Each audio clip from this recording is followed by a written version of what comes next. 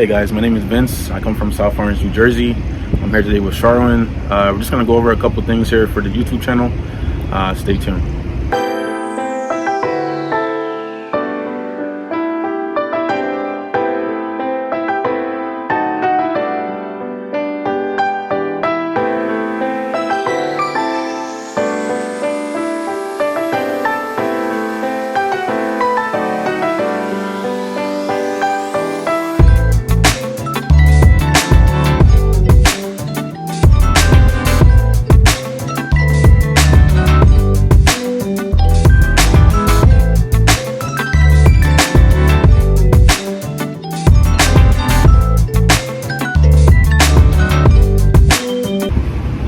Hey guys, welcome back to the channel. I got my friend Vincent here to answer a couple of IT questions for you all. It's been a long time coming in terms of the video, so I'm happy that he was able to make it for us today. And with that, I'll let him go ahead and start off with his own intro and introduce himself. Hey guys, my name is Vince. I come from South Orange, New Jersey. I'm here today with Sharwin. We're just going to go over a couple things here for the YouTube channel. Stay tuned. Nice. All right, so with that, let's go into our first question. How did you get started into your IT career, and what made you actually get into IT? Okay, yeah. So as far as me getting into IT, it started off just from me being like a little toddler. My mom said I would just always run to the TV, try to turn it on, mess with a couple things. Then it turned into her winning a computer from her job and me ripping it apart, her coming home from work, seeing that it was ripped apart, and basically telling me that it's either I fix it or I take this beating. So from that point on, like I just noticed that I always had the idea. I just always wanted to understand how things operate. Right. Everyone else in the general public, they pick up a phone, they try to make a phone call. They don't ever think about like, what kind of radio waves are coming from this phone right now, right, to activate this tower, these are things that I think about, you know. Very different. Yeah, I think about how we're interacting with a digitizer whenever we touch anything on the screen. Yeah. But to make a long story short, I've always had a passion for technology. Nice. I would say it's a God-given passion, because it's like, it doesn't matter what time it is, the clock can keep moving. As long as I have technology in front of me, I'm able to troubleshoot it, help somebody understand what they're utilizing, right, or even make an infrastructure a little better or a little easier to understand. Yeah, I'm all for it. Nice. Yeah, as of right now, I do work for Block Incorporated. I got this job from the pandemic, so I would say I'm a pandemic baby in a way. Nice. At first I was with Wells Fargo. I was a personal banker, and I was actually gearing towards becoming a licensed banker. But the pandemic happened, and it just... So you weren't even in IT prior? Yeah, no, I wasn't in IT. Wow. Pandemic happened, and then it just allowed me to make that shift that I needed. Nice. I'll just say it like that. What was it? A quick apply, would you say, or you just applied? You seen it? You applied? Yeah, I was on LinkedIn one day. I had an idea. I just felt like, so at the time during the pandemic, central pandemic. Let's just roll the clock real quick. Let's go back to the pandemic around that time. So around that time, a lot of things were uncertain. A lot of people were using Robinhood. Right. A lot of people wanted to invest on their own, 100%. and most importantly, a lot of extroverts became introverts, mainly because we didn't want to be around each other as much. 100%. Right. So for me, I like to look at things in third person. So for me, looking at the third person at the banking world, it seemed like it's something that was going to plummet. So by me thinking that, I just happened to go on LinkedIn one day, I went on the job section, and I saw that there was an opening at Block. Wow. Like I said, I always had a passion for tech. I currently am attending school for cybersecurity. It's an associate's for right now, but I want to turn it into like a bachelor's and take it from there. Nice. But for the most part, I would say I got lucky, because it's something that I've been passionate about. I happen to get the work from home position, and it's a company that allows you to grow, to basically grow. Nice. So I'll take it.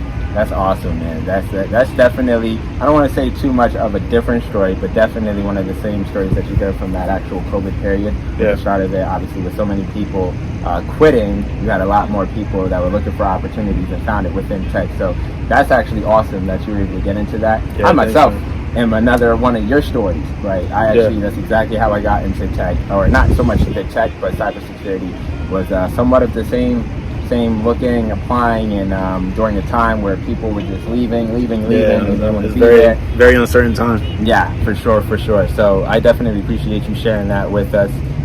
If you will, I guess stepping into the next question, what issues do you see within the IT industry, or what changes would you like to see within the IT industry from your standpoint, right? Not so much somebody else's. So as far as the IT community, I definitely want to see a lot more diversity and inclusion, I would say. In most spaces, especially like for African Americans, getting in that space sometimes is really hard. Sometimes you might feel like it's intimidating. You might feel like, you apply for a role, you have, like, I was reading an article the other day, this guy, he applied for an IT role, but he didn't get over, I think it was like an Indian guy. But he went to school for 4 years, he took all the courses, he was volunteering, not even getting paid, he was volunteering to work on some tasks within the school that had to do with IT. Wow. However, he didn't get the position, and he was dumbfounded by that. But I feel like it kind of translates into what we're doing right now. So, like, I wouldn't say recruiting people to, get a better ideology of it, but I would say, like, just educating people to never give up, because these things can happen. Even though it might not feel like it's being promised at a certain time. It can happen if you believe in yourself and if you're around the right people. So for organizations right now, I would say just give talent a chance, like, rather than saying, like, this is what we're looking for, this is the ideal candidate, etc., this is what our clients want to see, just say, hey, this guy, he's volunteered, he has a degree, he's obviously networking, we checked out his LinkedIn, because now we have to get with the times, right? Everyone's on LinkedIn. We need to look at your social feed, we need to see what you're posting, so we can get an idea of the kind of person you are mentally. 100%. And I feel like organizations should do that, because, just an example, so, like, let's say I had my degree in IT, I applied for a job at Sony. I feel like it would make sense for Sony to say, hey, let me view his LinkedIn profile, and okay, like, all of his posts, and they include something about IT, are just trying to say, like, hey, IT is something that everyone should be involved in. Get more involved. Like, hey, all right, so this guy, based on what he's posting, this is something that we can incorporate into our culture, because A, he's going to learn everything that we're willing to teach him, and B, he's going to motivate our team members to do a lot better. Sure. So if you take it from, like, a modern day perspective, rather than, oh, we have a paper here and everything that you do needs to align to it. Just having an open mind about things. I feel like that will help a lot of organizations. All right, so you touched on some good key points there, if you will, especially about the African American community. So from that standpoint, I want to not so much play devil's advocate, but actually, I guess, ask you a question. What would you say from the community/culture perspective we should be doing better in order to get into positions within the IT industry? I mean, you could say positions in general, but within the IT industry, is there a platform that we should be studying from? Is there, LinkedIn, should we be posting on there a lot more, reaching out on there a lot more, or maybe just going to a lot of these corporate buildings, maybe trying to talk to somebody? What would be your answer, if you will, to something like that? So this is something that I've been thinking about a lot, for the most part. One thing that I am against, I'm just gonna start off here. So one thing I'm fully against is the fact that we have people in power, people such as, I'm just gonna list names, I don't want anyone to get offended, but I'm just giving an example. So, like, you have people like Jay-Z, Meek Mill, Beyonce, people in power, people who are African American, and they can do things, but it's like we're not really doing the things that are actually moving the wheel, as I would say.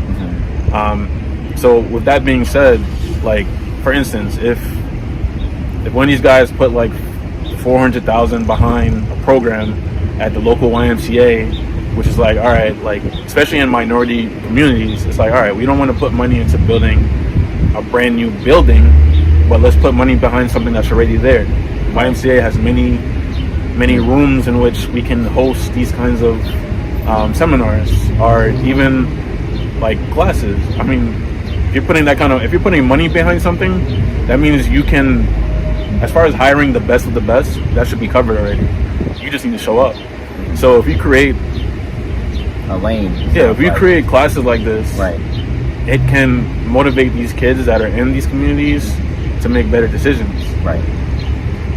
Right now, all right, I'm just gonna, so like if I were a teen right now, based on what teens are doing right now, the number one thing that they want to do is use Instagram and get on Snapchat, right? So true. So I feel like what a lot of these HBCUs, these artists, people who have money, people who are known, what they need to do is put money behind these programs as well, these applications. If we really care about the youth, we need to do things for the youth. So like, for instance, on Snapchat, one of the ads could be, hey, are you interested in IT?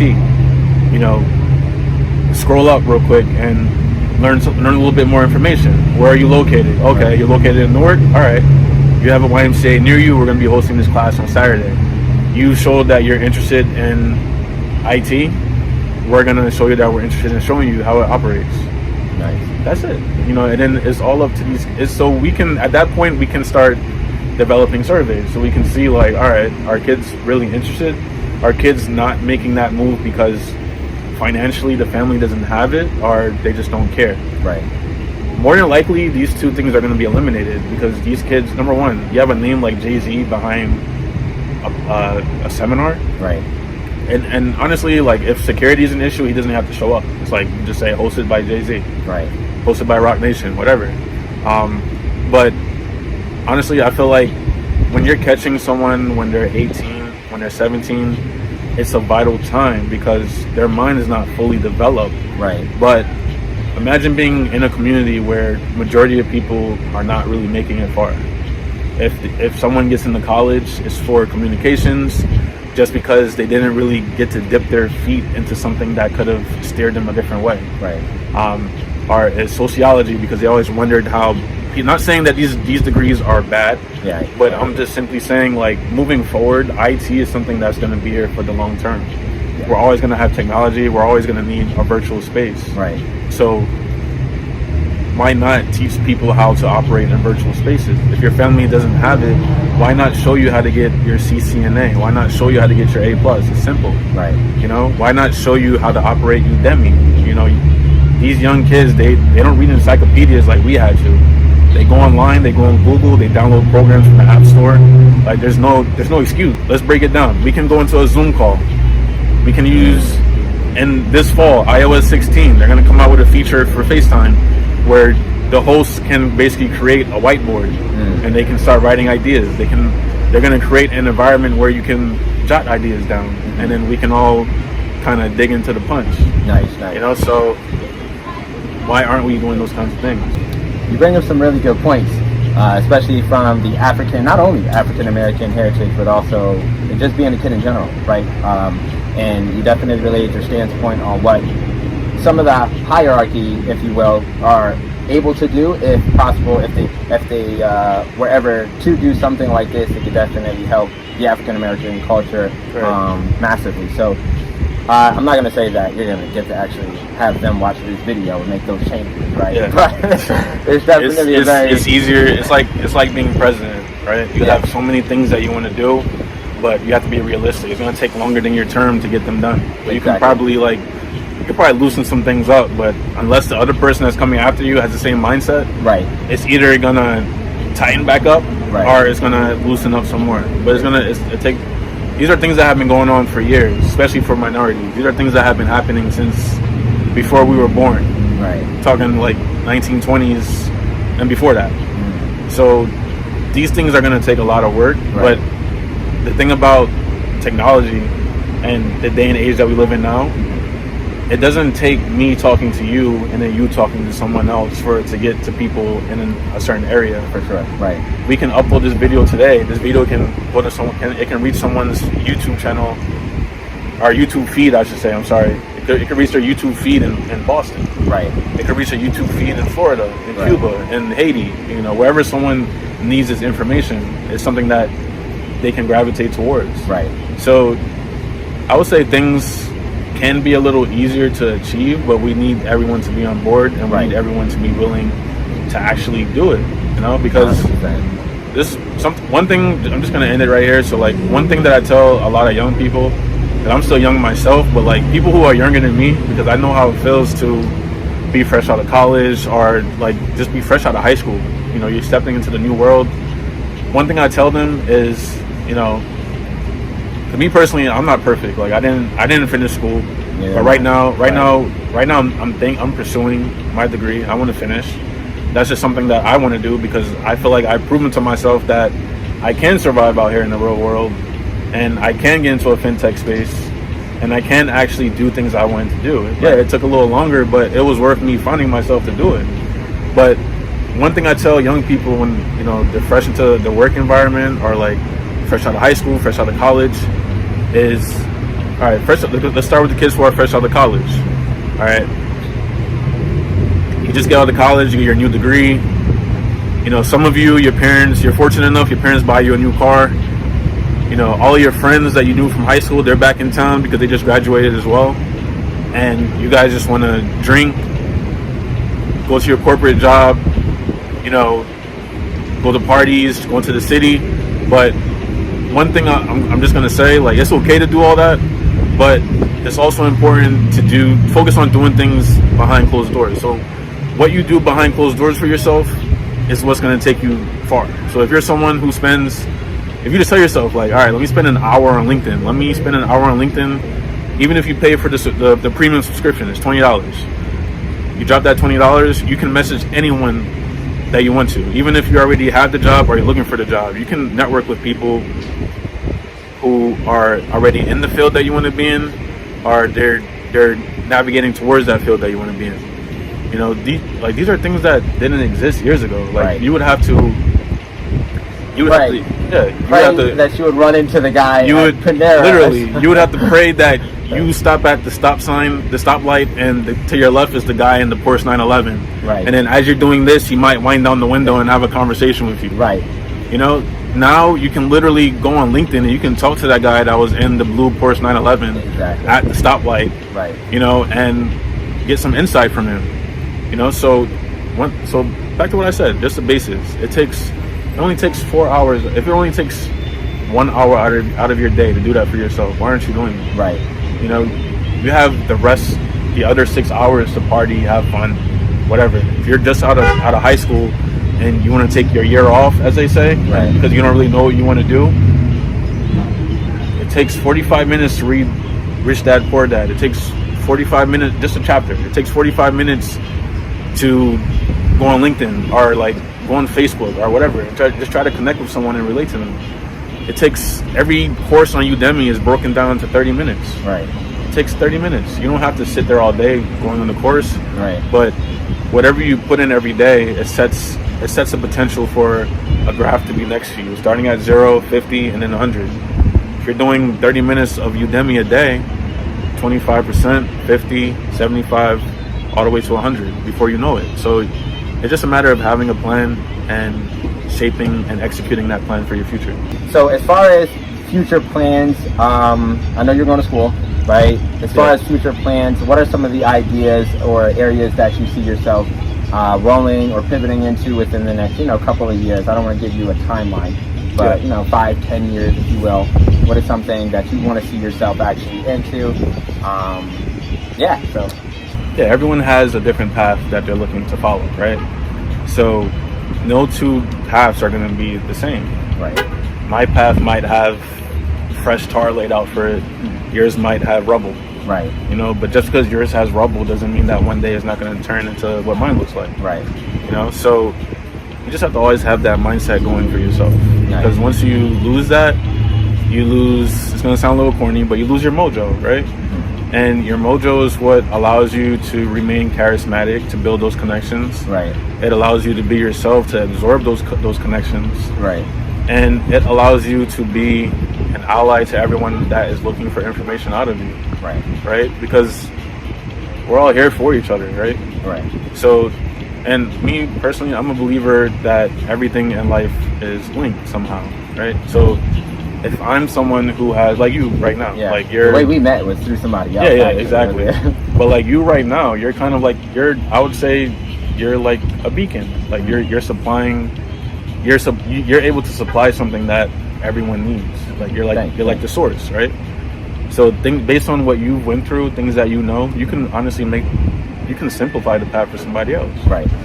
So, just putting things into perspective like that, it kind of makes me feel like I'm getting, I can be honest with myself and say like, yeah, I want to be in a senior position within cybersecurity, or even understand business if I can, right, and start my own thing out. Nice. Definitely appreciate the words that you're definitely sharing with us. Yeah, no doubt. And definitely follow him on LinkedIn. I'm not sure you got Twitter. No Twitter. Not really. I have to get back into the Twitter space. It's all right. Yeah, I gotta cool. get back into so it. LinkedIn, I will actually definitely drop his information down below on LinkedIn. Please reach out to him if you have any questions. You can reach out to myself as well. Please like, share, and subscribe to this video. Truly appreciate you guys watching, and we will see you in the next one. Vincent, my man. Thanks. Yeah, no problem, man.